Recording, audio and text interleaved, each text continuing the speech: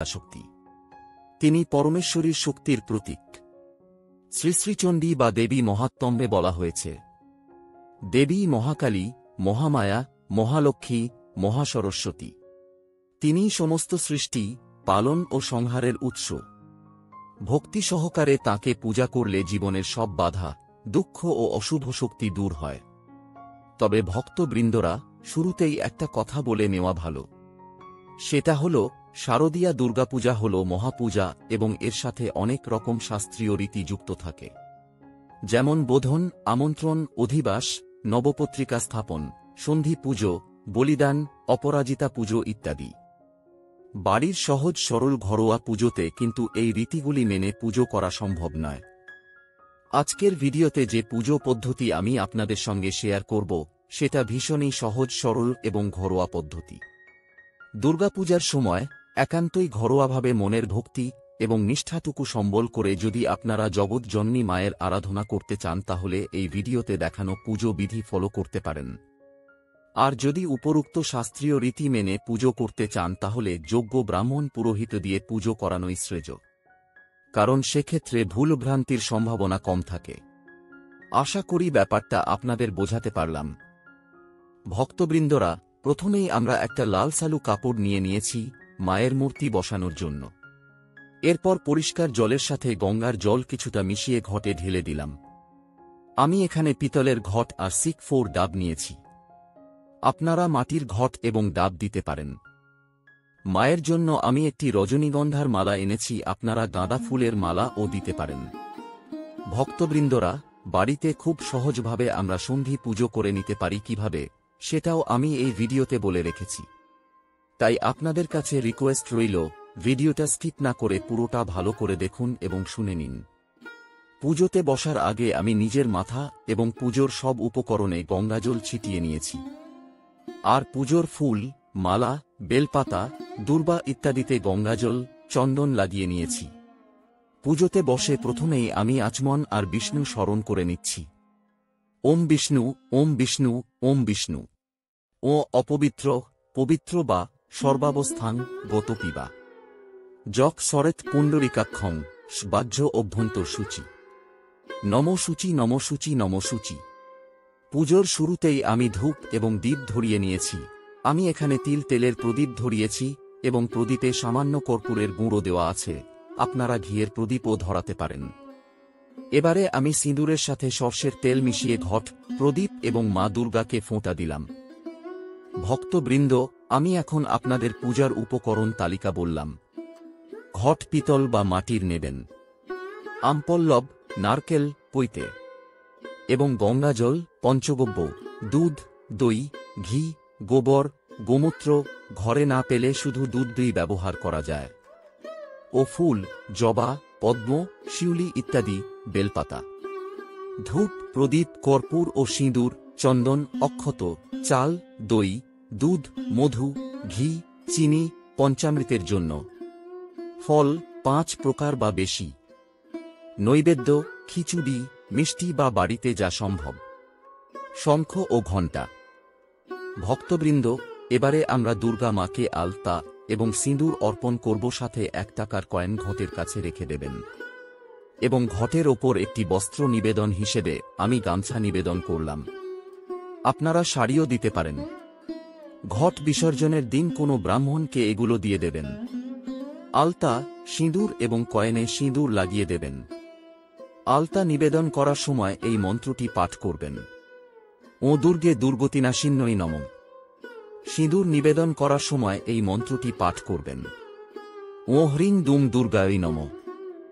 বস্ত্র নিবেদনের মন্ত্রটি হল ও দুর্গায় নমঃ। এতৎবস্ত্রং সমর্পয়ামি। এরপর নৈবেদ্য নিবেদন করার সাথে সাথে মন্ত্র পাঠ করলাম। ও দুর্গায় নমঃ। এতৎ নৈবেদ্যং সমর্পয়ামি। এবার আমি দুর্গা ঠাকুরের উদ্দেশ্যে জল নিবেদন করলাম। জল নিবেদনের সময় এই মন্ত্রটি পাঠ করবেন। ও দুর্গায় নমঃ।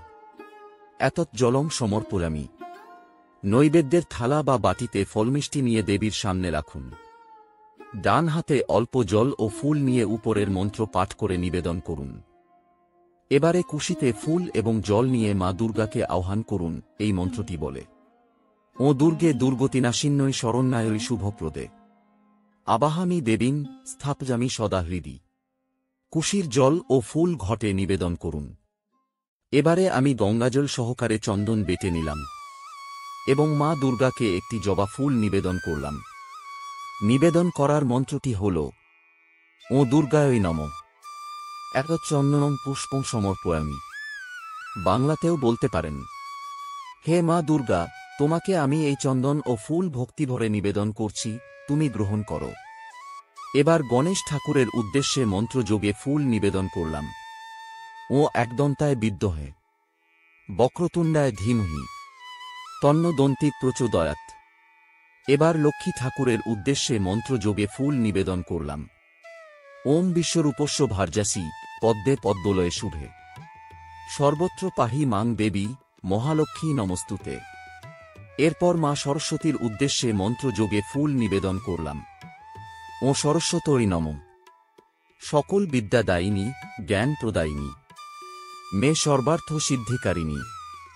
মা সরস্বতী, আপনি সকল বিদ্যার দায়িনী জ্ঞান প্রদায়িনী, আমাকে সর্বকাজে সফলতা দান করুন। এবার আমি মা দুর্গার উদ্দেশ্যে 3 বার পুষ্পাঞ্জলি নিবেদন করব। প্রথমবার পুষ্পাঞ্জলি নিবেদনের জন্য হাতে চন্দন সহযোগে ফুল নিয়ে নিয়েছি।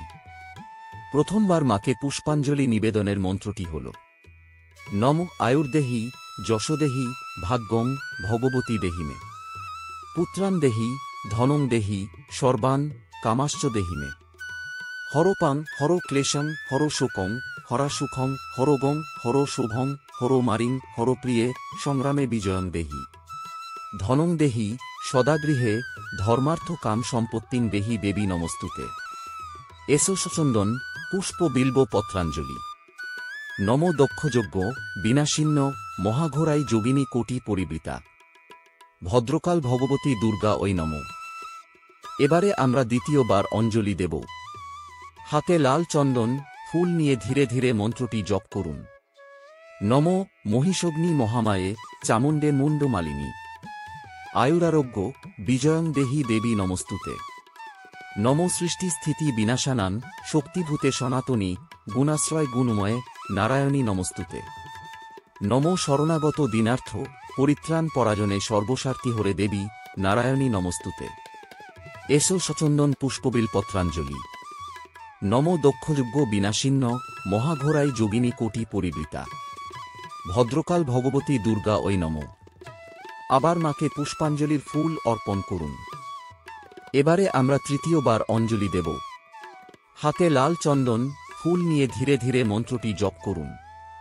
কালী কালী মহাকালী কালীকে কালরাত্রিকে ধর্মকাম প্রদে দেবী নারায়ণী নমস্তুতে।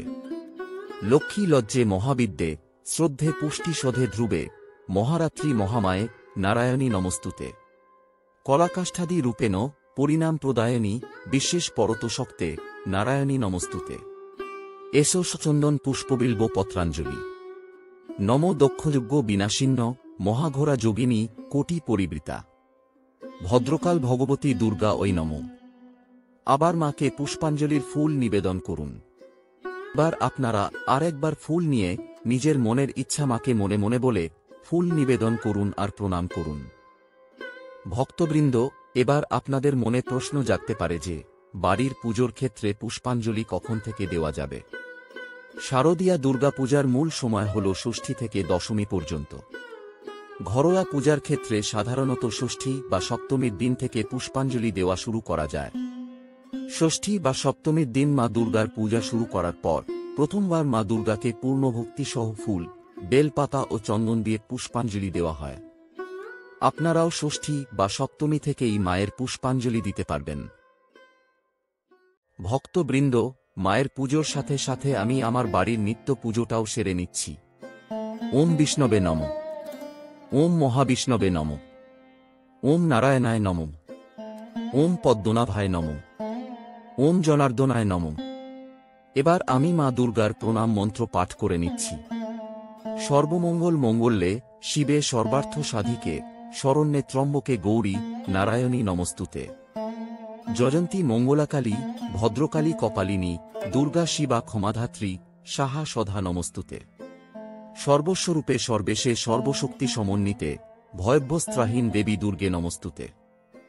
ভক্তবৃন্দ, অষ্টশ্লোকী দুর্গা মন্ত্রের একটি অংশ আমি সংক্ষেপে বলছি। আপনারাও এই মন্ত্রটি 3 বার উচ্চারণ করে মাকে ফুল দিতে পারেন। যা দেবী সর্বভূতেষু শক্তিরূপেণ সংস্থিতা। নমস্তস্বরী নমস্তস্বরী নমস্তস্বরী, নমো নমঃ। যা দেবী সর্বভূতেষু শক্তিরূপেণ সংস্থিতা। নমস্তস্বরী নমস্তস্বরী নমস্তস্বরী, নমো নমঃ। যা দেবী সর্বভূতেষু শক্তিরূপেণ সংস্থিতা। নমস্তস্বরী নমস্তস্বরী নমস্তস্বরী, নমো নমঃ। ভক্তবৃন্দ, মা দুর্গাকে আপনারা মোয়া, মুরকি, নাড়ু, মিষ্টি এগুলো ছাড়াও অষ্টমী নবমীর দিন লুচি, সুজি, পায়েস, তরকারি এবং অন্য ভোগ নিবেদন করতে পারেন। মাকে নিবেদন করা যাবতীয় ভোগ আপনারা পুজোর শেষে সপরিবারে প্রসাদ রূপে গ্রহণ করতে পারেন। আর একটা কথা, আপনারা যদি বাড়িতে শারদীয়া দুর্গা পুজো করেন, ঘরোয়াভাবে করলেও সেই কটা দিন যদি নিরামিষ খেতে পারেন সবথেকে ভালো হয়। মা দুর্গার অষ্টোত্তর শতনাম পাঠ করে নিতে পারেন। এছাড়াও মা দুর্গার বিভিন্ন স্তোত্র যেমন দুর্গা অষ্টকম, অর্গলা স্তোত্র, অপরাজিতা স্তোত্র, আদ্যা স্তোত্র এগুলো পাঠ করতে পারেন। এবার আমি ধূপ, তেলের প্রদীপ, ঘিয়ের পঞ্চপ্রদীপ, ফুল সহযোগে মাকে আরতি করে নিচ্ছি। আরতি করতে করতে আমি আপনাদের সন্ধি পুজোর বিবরণটা বলছি। মন দিয়ে শুনবেন। খুবই সহজ সরল এবং ঘরোয়া পদ্ধতিতে সন্ধি পুজো কিভাবে করা যায় সেটা শেয়ার করে নিচ্ছি। অষ্টমী তিথির শেষ 24 মিনিট এবং নবমী তিথির প্রথম 24 মিনিট, এই 48 মিনিট মিলিয়ে সন্ধি পুজো অনুষ্ঠিত হয়। এই বছরের সন্ধি পূজার সময়সূচি স্ক্রিনে দেখানো হয়েছে। সন্ধি পুজোর সময়কাল শুরু হওয়ার আগে পুজো বসা যায় না, তবে উপাচারগুলি জোগাড় করে রাখা যায়। সন্ধি পুজোর শুরুতেই আচমন, বিষ্ণু স্মরণ করে নিতে হবে। তারপর মায়ের স্নানবিধি সম্পন্ন করতে হবে। এক্ষেত্রে একটা গাঁদা ফুলের সাহায্যে সামান্য গঙ্গাজল মায়ের চিত্রপটে বা মায়ের মূর্তিতে ছিটিয়ে নিয়ে স্নানবিধি সেরে নিতে পারেন।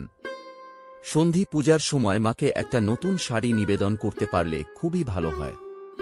তারপর মাকে লাল জবা, পদ্মফুল এগুলি নিবেদন করতে হবে, কারণ পদ্মফুল ছাড়া সন্ধি পূজা অসম্পূর্ণ।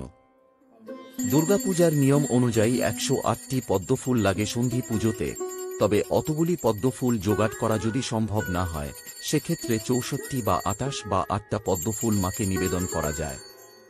8টা পদ্মফুলও যদি জোগাড় করা না যায় তাহলে অন্ততপক্ষে একটি পদ্মফুল অবশ্যই মাকে নিবেদন করতে হবে। এরপর মাকে অঞ্জলি দিয়ে তারপর প্রণাম মন্ত্র পাঠ করে মাকে প্রণাম করে নিতে হবে। নিয়ম অনুযায়ী সন্ধি পূজার সময় মা দুর্গার চামুণ্ডা রূপের পুজো হয়। তবে বাড়িতে সহজ ঘরোয়াভাবে দুর্গাপূজার ক্ষেত্রে আমরা মায়ের দুর্গতিনাশিনী রূপেরই পুজো করে নিতে পারি। এরপর মায়ের উদ্দেশ্যে 108টি দীপ নিবেদন করতে হয়। এক্ষেত্রে নতুন মাটির প্রদীপ ব্যবহার করতে হবে। 108টি দীপ জোগাড় করা না গেলে 64 বা 28টা দীপ নিবেদন করা যেতে পারে। এরপর আরতি করে মাকে ভোগ নিবেদন করতে হবে।